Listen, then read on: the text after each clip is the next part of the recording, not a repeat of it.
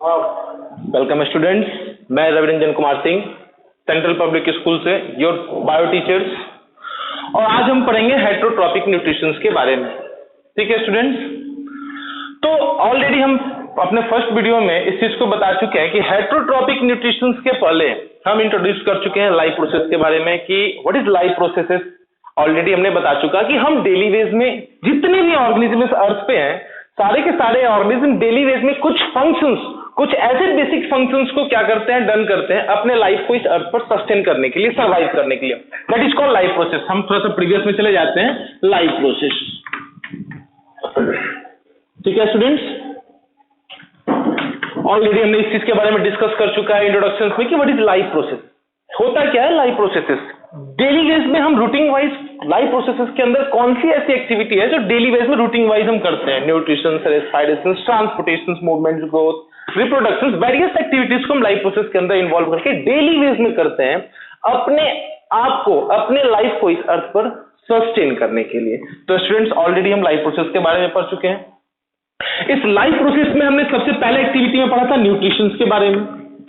हमने न्यूट्रिशन के बारे में पढ़ा था, क्या होता है न्यूट्रिशन। ऑलरेडी हमने इस चीज के बारे में बता भी चुका था कि nutrition the process of taking foods, भोजन को अपने बॉडी के अंदर लेना, वेरियस प्रकार के मेटाबॉलिक एक्टिविटीज को करने के लिए, that is called life process, that is called nutrition. हमने इसको ऑलरेडी पहले ही बता चुका। मेटाबॉलिक जो वर्ड्स आया, इसके बारे में भी ऑलरेडी मैंने प्रीवियस डिस्कस कर चुका कि मेटाबॉलिक एक्टिविटीज दो प्रकार के होते हैं, एक एनाबॉलिक्स और एक कैटाबॉलिक्स।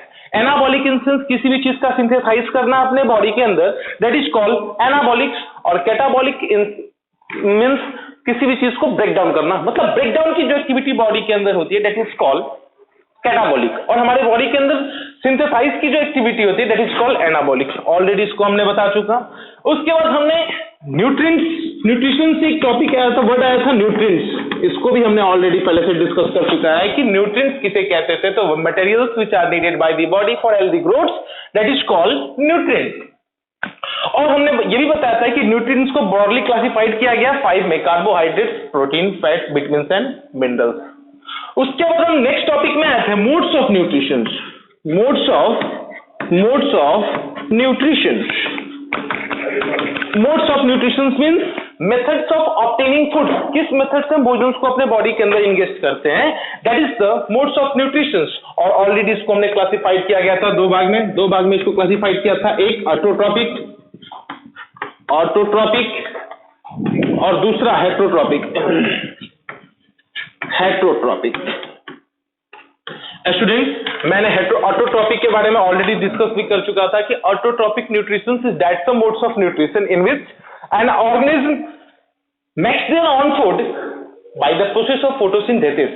क्योंकि इसके अंदर ग्रीन पिगमेंट्स पाया जाता है, दैट इज कॉल्ड क्लोरोफिल। और क्लोरोफिल जिस ऑर्गेनिज्म के अंदर, जिस ऑर्गेनिज्म के अंदर क्लोरोफिल पाया जाता है, उसके अंदर क्या होता है, फोटोसिंथेसिस ऑकर्स होता है। ठीक है, तो ऑटोट्रॉपिक न्यूट्रिशन जो होता है वह मोड्स ऑफ न्यूट्रिशन है जिसमें कोई ऑर्गेनिज्म अपना भोजन सेल्फ तैयार करता है in the presence of sunlight, CO2, water and chlorophyll की मदद से। और जो ऑर्गेनिज्म अपना भोजन ऑटोट्रॉपिक मोड ऑफ न्यूट्रिशन से बनाता है, that's organism is known as autotrophs. हमने ऑलरेडी इसके बारे में बता चुका था, ऑटोट्रॉप्स, जिसको प्रोड्यूसर ऑफ फूड्स के नाम से भी क्या किया जाता है, जाना जाता है। ठीक है स्टूडेंट्स, ग्रीन प्लांट्स, इसके बहुत सारे एग्जांपल थे, ग्रीन प्लांट्स। उसके बाद ऑटोट्रॉपिक बैक्टीरिया, ये सारे एग्जांपल थे किसके, ऑटोट्रॉपिक के। अब आज की क्लास में हम पढ़ेंगे कि what is heterotrophic nutrition. Heterotrophic क्या है, इसके बारे में थोड़ा सा हम क्लियर करेंगे आज। तो स्टूडेंट, हम बताते चले कि हेट्रोट्रॉपिक जो है ये दो वर्ड्स के मिलने से बना है, hetero plus hetero means other plus nutrition. ठीक है student, hetero means other, trophs means nutrition. यानी कि जब कोई ऑर्गेनिज्म अपना भोजन किसी दूसरे ऑर्गेनिज्म से क्या करता है, प्राप्त करता है, that's organism is known as क्या, हेट्रोट्रॉप्स। और इस मोड ऑफ न्यूट्रिशन को बोलते हैं हेट्रोट्रॉपिक न्यूट्रिशन। यानी कि वह मोड्स ऑफ न्यूट्रिशन जिसमें कोई ऑर्गेनिज्म अपना भोजन सेल्फ प्रिपेयर नहीं कर सके। क्यों सेल्फ प्रिपेयर नहीं कर सके, क्योंकि lack of chlorophyll. Heterotrophic organism के अंदर क्लोरोफिल नहीं पाया जाता है। तो हमने क्या बताया कि वो मेथड्स ऑफ न्यूट्रिशन जिसमें कोई ऑर्गेनिज्म अपना भोजन सेल्फ प्रिपेयर नहीं कर सके because the lack of chlorophylls, वो दूसरे ऑर्गेनिज्म पर डिपेंड्स हो अपने भोजन के लिए, दूसरे ऑर्गेनिज्म से अपना भोजन प्राप्त करता हो, that's the modes of nutrition is heterotrophic nutrition. और जो organism heterotrophic mode of nutrition से अपना भोजन प्राप्त करता है उस ऑर्गेनिज्म को बोलते हैं हेट्रोट्रॉप्स। क्या बोलते हैं उस ऑर्गेनिज्म को? हेट्रोट्रॉप्स। जैसे नहीं हम लोग हेट्रोट्रॉप्स में आते हैं। हम लोग हेट्रोट्रॉप्स में इसलिए आते हैं क्योंकि हमारे पास क्लोरोफिल नहीं है, हमारे अंदर फोटोसिंथेसिस होता नहीं है, तो हम तो अपना भोजन सेल्फ प्रिपेयर नहीं कर सकते हैं। तो हम भोजन कहां से प्राप्त करते हैं? तो हम किसी दूसरे प्लांट या एनिमल प्रोडक्ट पे क्या होते हैं? डिपेंड होते हैं भोजन को कंज्यूम करने के लिए। तो ये हेट्रोट्रॉपिक न्यूट्रिशन अभी हमने बताया, और जो ऑर्गेनिज्म हेट्रोट्रॉपिक न्यूट्रिशन से अपना भोजन प्राप्त करता है दैट इज कॉल्ड हेट्रोट्रॉप्स। आपको बताते चलें कि ये हेट्रोट्रॉप्स जो ऑर्गेनिज्म है ये अपना भोजन कहां से प्राप्त करेंगे? या तो प्लांट के प्रोडक्ट से, किससे? या तो प्लांट के प्रोडक्ट से या किसी एनिमल प्रोडक्ट से, या किसी एनिमल प्रोडक्ट से। ठीक है, ये हेट्रोट्रॉप्स अपना भोजन इसी दो प्रोडक्ट से क्या करेंगे? प्राप्त करेंगे। अब स्टूडेंट्स बात है कि कुछ ऐसे एग्जांपल्स देखे जाए जो हेट्रोट्रॉपिक मोड ऑफ न्यूट्रिशन से अपना भोजन प्राप्त करते हैं। कुछ ऐसे ऑर्गेनिज्म का नाम बताएं जिस जो हेट्रोट्रॉप्स के कैटेगरी में आते हैं। तो हाँ, first type of examples here man, cow, non green plants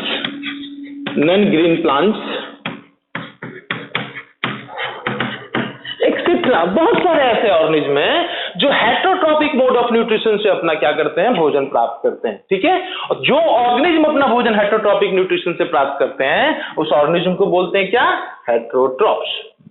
but अब बात रही कि हेट्रोट्रॉपिक न्यूट्रिशन से जो ऑर्गेनिज्म अपना भोजन प्राप्त करते हैं वो भी 3 डिफरेंट वे से, यानी कि जो ऑर्गेनिज्म हेट्रोट्रॉप मतलब कि हेट्रोट्रॉप्स भी जो होते हैं ये हेट्रोट्रॉप्स ऑर्गेनिज्म भी अपना भोजन 3 डिफरेंट वे से क्या करते हैं? प्राप्त करते हैं। अगर बात की जाए कि हम लोग जैसे हम लोग हैं या किस कोई भी ऑर्गेनिज्म, यहाँ पे just like here man, cow, ठीक है, बहुत सारे ऐसे यहाँ पे डिफरेंट एनिमल्स आपको देखने को मिल रहे हैं। मैन जो होते हैं दोनों प्रोडक्ट खाते हैं, प्लांट प्रोडक्ट भी खाते हैं, एनिमल प्रोडक्ट भी खाते हैं। काउ जो है सिर्फ वो प्लांट प्रोडक्ट खाता है, ठीक है, नॉन ग्रीन प्लांट्स वगैरह। तो ऐसे बहुत सारे ऑर्गेनिज्म हैं जो कुछ ऑर्गेनिज्म ऐसे हैं जो प्लांट प्रोडक्ट खाते हैं, कुछ ऑर्गेनिज्म ऐसे हैं जो एनिमल प्रोडक्ट खाते हैं, और कुछ ऑर्गेनिज्म ऐसे हैं जो दोनों को खाते हैं। तो according to their eating habits, उसके ईटिंग हैबिट्स के आधार पे, ऑर्गेनिज्म के ईटिंग हैबिट्स के आधार पे हेट्रोट्रॉप्स ऑर्गेनिज्म को भी 3 वे में क्लासिफाई किया गया। ठीक है, यानी कि हेट्रोट्रॉप्स ऑर्गेनिज्म किसी दूसरे ऑर्गेनिज्म से जब अपना भोजन प्राप्त करते हैं तो 3 डिफरेंट वे से, कितने डिफरेंट वे से? 3 अलग मेथड से क्या करते हैं? किसी दूसरे ऑर्गेनिज्म से अपना भोजन प्राप्त करते हैं। वो 3 डिफरेंट मेथड चलो स्टूडेंट्स हम देखेंगे।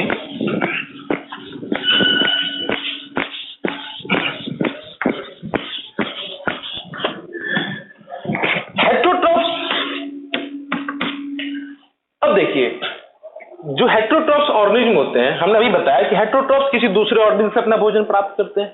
तो हेट्रोट्रॉप्स दूसरे ऑर्गेनिज्म से भोजन तो प्राप्त करते हैं लेकिन 3 डिफरेंट मेथड, 3 डिफरेंट वे से। ठीक है, सो हेट्रोट्रॉपिक न्यूट्रिशन को कितने भाग में क्लासिफाइड किया गया? 3 भाग में।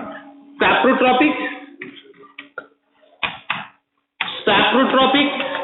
Nutrition, saprotrophic nutrition,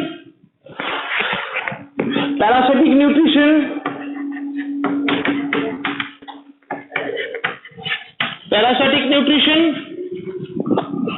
holozoic nutrition.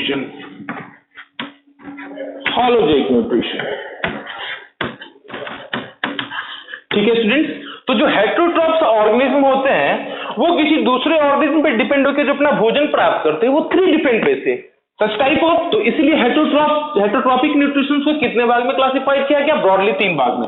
Saprotrophic nutrition, parasitic nutrition और होलोजोइक न्यूट्रिशन। ठीक है students, we are discuss about saprotrophic nutrition.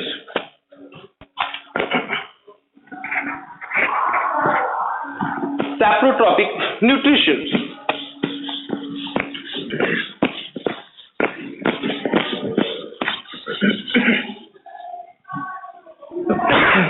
Saprotrophic nutrition students मैं बताते चलूं कि सैप्रोट्रॉपिक न्यूट्रिशन एक प्रकार का हेट्रोट्रॉपिक न्यूट्रिशन है, because it is a category of heterotrophic nutrition. तो फर्स्ट ऑफ ऑल हम जाने कि द वर्ड सैप्रो मींस, ये सैप्रोट्रॉपिक न्यूट्रिशन बना सैप्रो, और ट्रॉप्स मतलब तो आप जानते ही हैं स्टूडेंट्स। सैप्रो, जो वर्ड है सैप्रो, इसका अर्थ होता है रॉटेन। क्या होता है? रॉटेन। और ट्रॉप्स, ठीक है। तो स्टूडेंट सैप्रो का अर्थ क्या होता है? रॉटेन। यानी कि जब कोई ऑर्गेनिज्म, यहाँ पे देखिए हमने खुद यहाँ पे अपना डेफिनेशन खुद सेल्फ प्रिपेयर किया कि जब कोई ऑर्गेनिज्म अपना भोजन किसी रॉटेन पदार्थ से प्राप्त करे, रॉटेन डेड प्लांट से, डेड एनिमल प्रोडक्ट से, या रॉटेन ब्रेड्स वगैरह से जब कोई ऑर्गेनिज्म अपना भोजन प्राप्त करता है, तो such methods of nutrition is known as क्या? Saprotrophic nutrition. यानी कि हम बात करते हैं सैप्रोट्रॉपिक न्यूट्रिशन के बारे में, तो saprotrophic nutrition is that's the type of nutrition in which an organism obtain their foods from dead and decaying matters. Dead and decaying matters किसका? तो dead plants, dead animals and rotten bread etc. जो organism अपना भोजन dead and decaying matter से क्या करता हो? प्राप्त करता हो, लाइक डेड प्लांट से, डेड एनिमल से, रॉटन ब्रेड्स वगैरह से। Such modes of nutrition is saprotrophic nutrition. आपको बताते चले कि सैप्रोट्रॉपिक न्यूट्रिशन में ऑर्गेनिज्म इन 3 अलग अलग ऑर्गेनिक मैटर से क्या करते हैं? भोजन प्राप्त करते हैं। और जो ऑर्गेनिज्म अपना भोजन डेड एंड डिकेइंग मैटर से, आपको बताते चले कि dead and decaying organic matter हमने क्या बोला? ये जो हम बार बार डेफिनेशन में बोल रहे हैं, ऑर्गेनिक मैटर। ये ऑर्गेनिक मैटर किस चीज का ऑर्गेनिक मैटर? तो ऑर्गेनिक मैटर मतलब कि या तो वो प्लांट का प्रोडक्ट्स हो, किसका प्रोडक्ट्स हो? प्लांट का प्रोडक्ट्स हो, या फिर एनिमल्स का प्रोडक्ट्स हो। किसका प्रोडक्ट्स हो? एनिमल्स का प्रोडक्ट्स हो। ठीक है स्टूडेंट्स। तो अब बात करते हैं कि सैप्रोट्रॉपिक न्यूट्रिशन तो ऑलरेडी हमने डिस्कस किया कि वो मेथड्स ऑफ न्यूट्रिशन जिसमें कोई ऑर्गेनिज्म अपना भोजन dead and decaying organic matter like dead plants, dead animals and rotten bread से प्राप्त करता हो। Such a mode of nutrition is saprotrophic nutrition. और जो ऑर्गेनिज्म अपना भोजन dead plants, dead animals, rotten breads वगैरह से, यानी कि dead and decaying organic matter से प्राप्त करता हो, such organism is known as saprotrophs. उस ऑर्गेनिज्म को क्या बोलते हैं? सैप्रोट्रॉप्स।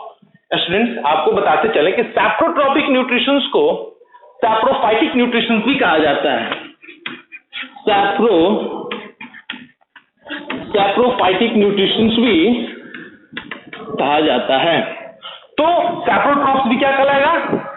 सैप्रोफाइट। सैप्रोट्रॉप्स को भी हम क्या कह सकते हैं? सैप्रोफाइट। ठीक है स्टूडेंट्स। तो ये saprophytes is just like a saprotrophs. और हमने भी बताया कि सैप्रोट्रॉप्स किसे कहते हैं? वो ऑर्गेनिज्म जो अपना भोजन dead and decaying organic matter, organic matter means the matter from which is produce from plant products या एनिमल प्रोडक्ट, ठीक है, से प्राप्त करता हो, that's the organism is known as क्या? सैप्रोट्रॉप्स। तो कौन कौन से ऐसे ऑर्गेनिज्म है जो अपना भोजन सड़े गले पदार्थ से, सड़े गले डेड एनिमल्स, डेड प्लांट्स और रॉटन ब्रेड्स वगैरह से क्या करते हैं? प्राप्त करते हैं। तो ऐसे बहुत सारे ऑर्गेनिज्म हैं जो अपना भोजन सैप्रोट्रॉपिक मोड ऑफ न्यूट्रिशन से क्या करते हैं? प्राप्त करते हैं। लाइक एग्जांपल्स हियर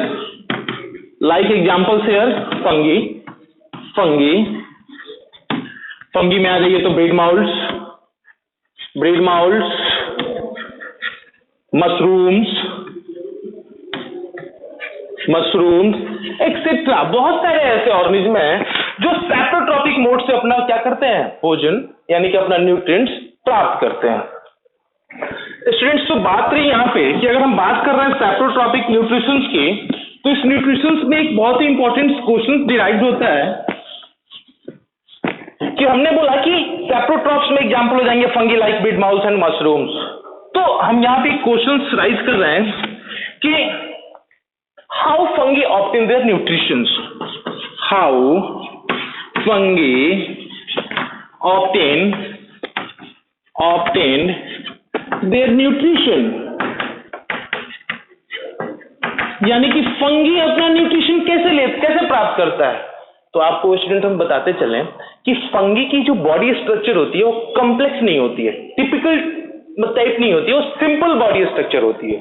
और यही रीजन है कि इसके न्यूट्रिशन में थोड़ा सा क्या होता है? डिफरेंस देखने को मिलता है। होता क्या है कि जैसे ही कुछ फूड पार्टिकल्स, कुछ फूड मॉलिक्यूल्स फंगी के सराउंड्स क्या होते हैं, आते हैं। उस कंडीशन में फंगी, हमने अभी बताया कि फंगी की जो बॉडी स्ट्रक्चर होती है वो कॉम्प्लेक्स टाइप की नहीं होती, टिपिकल टाइप की नहीं होती, सिंपल स्ट्रक्चर में होती है। तो जैसे ही फंगी के आसपास कोई फूड मॉलिक्यूल्स क्या होते हैं, ये फूड मॉलिक्यूल्स से आते हैं, फंगी का बॉडी सरफेस, किसका, फंगी का बॉडी सरफेस क्या रिलीज करता है, एंजाइम्स को रिलीज करता है। क्या रिलीज करता है, वेरियस एंजाइम्स को क्या करता है, ये जो इंडिकेशन दिखा रहे हैं ये एंजाइम्स है, एंजाइम्स को रिलीज करता है। क्यों एंजाइम्स को रिलीज करता है, ताकि ये कॉम्प्लेक्स फूड मटेरियल्स को किस में कन्वर्ट करे, सिंपल सॉल्युबल मटेरियल्स में कन्वर्ट करे। ये कॉम्प्लेक्स फूड मटेरियल था, फूड मटेरियल जिसको किस में कन्वर्ट करेगा, सिंपल सॉल्युबल फॉर्म में। ठीक है स्टूडेंट्स, तो हमने क्वेश्चंस लिखा कि how fungi obtain their nutrients, fungi nutrients कैसे प्राप्त करते हैं। तो हमने बताया कि फंगी की जो बॉडी स्ट्रक्चर होती है वो टिपिकल नहीं होती, सिंपल बॉडी स्ट्रक्चर होती है। यही रीजन है कि जैसे ही कोई फूड मॉलिक्यूल्स फंगी के सराउंड्स आते हैं, फंगी का जो बॉडी स्ट्रक्चर है, बॉडी सरफेस है, वो एंजाइम्स को रिलीज करता है। ठीक है स्टूडेंट्स, और वो एंजाइम्स का काम है कि जो कॉम्प्लेक्स सॉलिड फूड्स आया है, जो सॉलिड मटेरियल्स आया है, उसको वो ब्रेक डाउन करके सिंपलर कॉम्प्लेक्स फूड मटेरियल्स को किसमें कन्वर्ट करेगा, ये एंजाइम्स सिंपलर सॉल्युबल फॉर्म में कन्वर्ट करेगा। ठीक है स्टूडेंट्स, और जैसे ही ये भोजन complex food material simpler form में कन्वर्ट हो जाएगा, सॉल्युबल फॉर्म में कन्वर्ट हो जाएगा, फिर होता क्या है कि फंगी का जो नॉर्मल बॉडी सरफेस है, जो सिंपल बॉडी सरफेस है, वो उसको क्या कर लेगा, एब्जॉर्ब कर लेगा।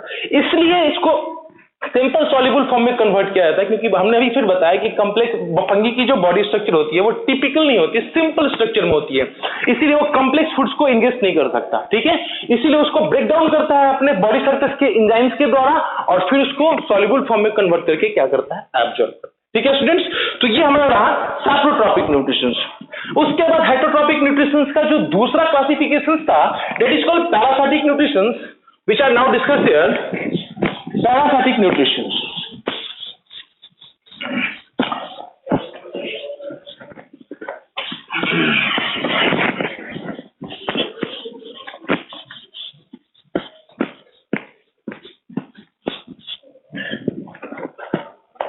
the second heterotropic mode of nutrition is parasitic nutrition.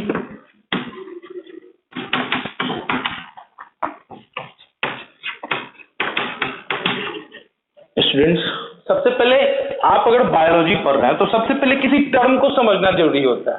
हम डेफिनेशंस को रट ले तो कुछ समय के लिए क्या रहता है, माइंड में सेटअप रहता है, लेकिन अगर हम वर्ड्स को अलग प्रोनाउंसिएट करके क्या करें, इसको डिवाइड करके तोड़ के और तब अपने माइंड में कंसेप्ट लें, तो शायद ये हमारे दिमाग से नहीं उतर सकता। हम बताते चले पैरासाइटिक न्यूट्रिशन। तो सबसे पहले वर्ड समझेंगे ये पैरा क्या है, पैरा क्या है। ठीक है स्टूडेंट्स, क्योंकि ये पैरा से ही बना पैरासाइटिक न्यूट्रिशन। तो हमने सारे वर्ड्स को ब्रेक करके तोड़ के समझाया, तो इसको भी हमने बता देना चाहता हूं कि पैरा, ये पैरासाइटिक बना पैरा वर्ड से। पैरा मतलब होता है इन या on the body surface, on the body surface. मैं थोड़ा सा इंट्रोड्यूस कर दूं आपको कि जैसे लाइफ आप देखते होंगे कि हमारे बाल में जू होते हैं, तो जू का काम क्या है कि हमको बिना किल किए हुए, बिना को मतलब कि मारे हुए क्या करता है, हमसे वो न्यूट्रिएंट्स प्राप्त करता है ना। तो जू के लिए न्यूट्रिएंट्स क्या हुआ, जू क्या करता है, ब्लड को सक करता है। क्या करता है, ब्लड को सक करता है। तो जू के लिए न्यूट्रिएंट्स क्या हुआ उसका ब्लड। अगर हम लोग रोटी चावल या कोई भी चीज खाते हो तो हमारे लिए न्यूट्रिएंट्स क्या हुआ, वो फूड्स, रोटी चावल, क्योंकि हम उसी पे डिपेंड हैं। तो अगर जू हमारे बाल के अंदर क्या कर रहा, डिपेंड है किस चीज के लिए, अपने भोजन के लिए, तो भोजन के रूप में न्यूट्रिएंट्स ले रहा। न्यूट्रिएंट्स में क्या ले रहा, तो किस चीज को सक कर रहा, हमारे ब्रेन से, हमारे हेड से, ब्लड को। तो ये ब्लड उस जू के लिए क्या हुआ, न्यूट्रिएंट्स हुआ। तो स्टूडेंट्स, ऐसे बहुत सारे ऑर्गेनिज्म हैं जो किसी दूसरे ऑर्गेनिज्म के अंदर या उसके बॉडी सरफेस पे क्या होते हैं, डिपेंड रहते हैं, यानी कि पाए जाते हैं। क्यों, उस ऑर्गेनिज्म से अपना न्यूट्रिएंट्स प्राप्त करने के लिए, अपना न्यूट्रिशनल रिक्वायरमेंट को फुलफिल करने के लिए, बिना उसको हार्म किए हुए, बिना उसको किल किए हुए। तो हम समझेंगे पैरासाइटिक न्यूट्रिशन क्या होता है। हमने बता दिया पैरा मतलब होता है या तो इन या ऑन दी बॉडी सरफेस, किसी ऑर्गेनिज्म के अंदर। तो स्टूडेंट हम समझेंगे कि पैरासाइटिक न्यूट्रिशन क्या होता है, यानी कि first type of nutrition in which an organism derives it's foods from the other organism. ठीक है, without killing it, that is called parasitic nutrition. वह ऑर्गेनिज्म जो अपना भोजन किसी दूसरे ऑर्गेनिज्म, किसी दूसरे लिविंग ऑर्गेनिज्म के बॉडी सरफेस के अंदर या ऊपर रह के प्राप्त करे बिना उसको किल किए हुए, such type of nutrition is known as parasitic nutrition. और जो ऑर्गेनिज्म अपना भोजन किसी बॉडी सरफेस के ऊपर या अंदर रह के बिना उसको डिस्टर्ब किए हुए भोजन को प्राप्त करे, अपने न्यूट्रिएंट्स को प्राप्त करे, such a organism is known as parasite। ठीक है स्टूडेंट्स, आपको हम बताते चलें कि ये पैरासाइटिस डायरेक्टली डिपेंड्स किस पे होते हैं? होस्ट पे। किस पे डिपेंड्स होते हैं? होस्ट पे। और ये होस्ट मे बी प्लांट्स और मे बी एनिमल्स। ये होस्ट या तो प्लांट्स भी हो सकता है या एनिमल भी हो सकता है। ठीक है स्टूडेंट्स, तो अगर होस्ट प्लांट और एनिमल हो सकता है तो वाई पैरासाइट क्यों नहीं हो सकता? पैरासाइट भी प्लांट या एनिमल हो सकता है। बिकॉज हम आपका एग्जांपल यहां पर भी प्रूफ कर देते हैं। अगर पैरासाइट की बात की जाए तो हमारे इस अर्थ पर दो ही लिविंग ऑर्गेनिज्म है, या तो प्लांट्स या वो एनिमल्स।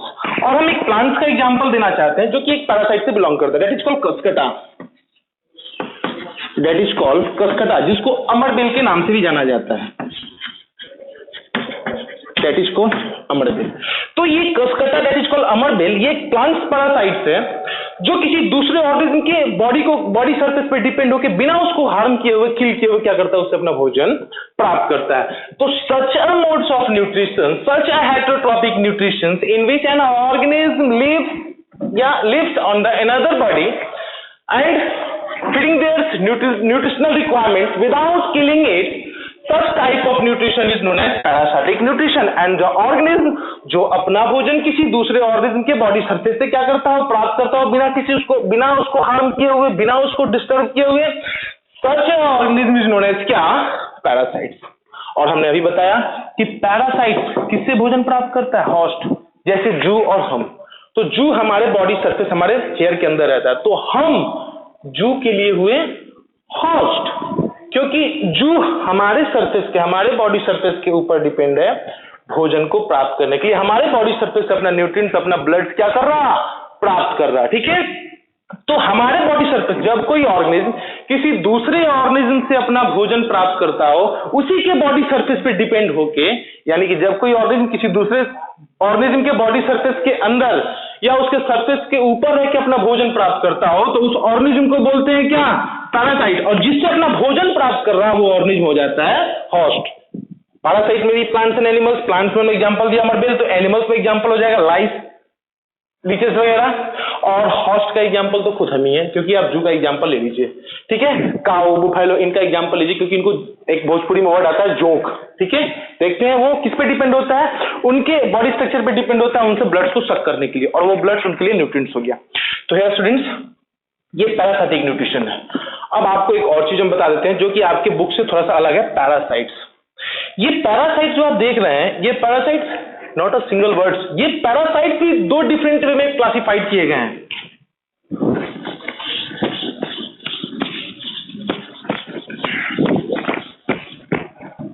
हम ब्रॉडली देखेंगे पैरासाइट। ठीक है स्टूडेंट्स, हमने बताया पैरासाइट को डिवाइड रूप से डिफाइन किया। अब हम देखेंगे कि पैरासाइट ऑर्गेनिज्म भी दो टाइप्स के होते हैं। इनको ब्रॉडली दो भाग में क्लासिफाइड किया गया, एक इंडोपैरासाइट और दूसरा इक्टोपैरासाइट। ठीक है स्टूडेंट्स,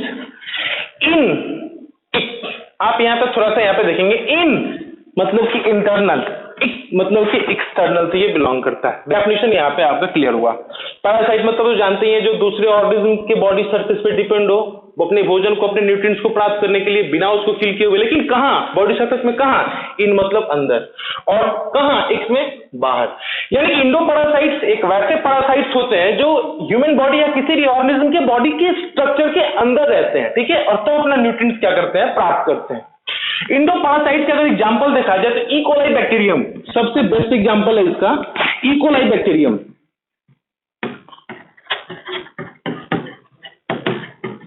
आपको बताते चले कि ई कोलाई बैक्टीरियम ये एक ऐसा बैक्टीरिया है जो ह्यूमन बॉडी के स्मॉल इंटेस्टाइन के वॉल में रहता है, ठीक है।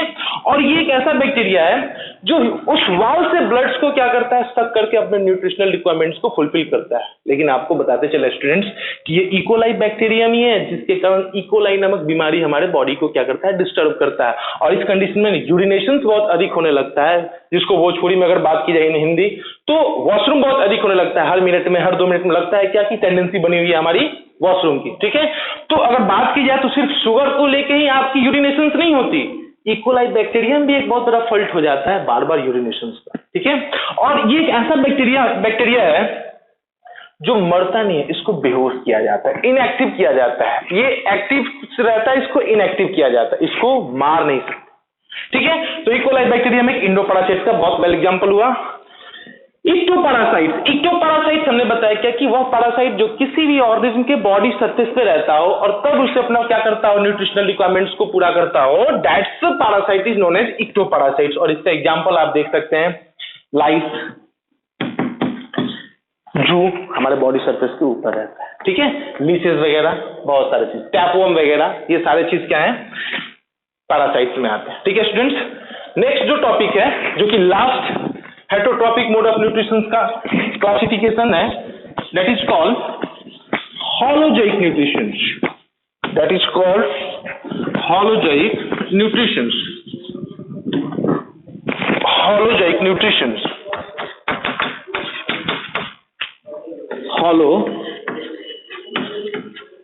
हॉलोजोइक न्यूट्रिशन। स्टूडेंट्स फिर हम यहाँ पे आपको द टर्म हॉलोजोइक का अर्थ समझा देना चाहते हैं। हॉलोजोइक का अर्थ होता है feeding on solid food, feeding on complex food, ठीक है स्टूडेंट्स। हॉलोजोइक का अर्थ होता है फीडिंग ऑन कॉम्प्लेक्स फूड्स, मतलब कि सॉलिड फूड्स। ये कॉम्प्लेक्स फूड्स में भी प्लांट प्रोडक्ट का हो सकता है या मे बी एनिमल प्रोडक्ट्स का हो सकता है, ठीक है स्टूडेंट्स। ये कॉम्प्लेक्स फूड्स या तो प्लांट प्रोडक्ट्स हो सकता है या तो एनिमल प्रोडक्ट हो सकता है। तो हम बात करेंगे हॉलोजोइक न्यूट्रिशन के बारे में। तो हॉलोजोइक न्यूट्रिशन क्या होता है, कॉम्प्लेक्स फूड्स को अपने बॉडी के अंदर लेना, वह मोड ऑफ न्यूट्रिशन जिसमें कोई ऑर्गेनिज्म सॉलिड भोजन को क्या करता है, फीड करता है, ठीक है। एंड आफ्टर दैट वो 5 स्टेप्स को सीक्वेंस के रूप में क्या करता है, जब फॉलो करना शुरू कर देता है, जैसे इंगेशन, डाइजेशन,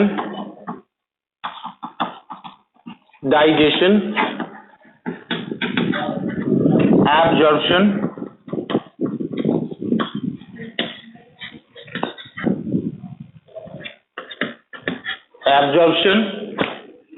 एसिमिलेशन,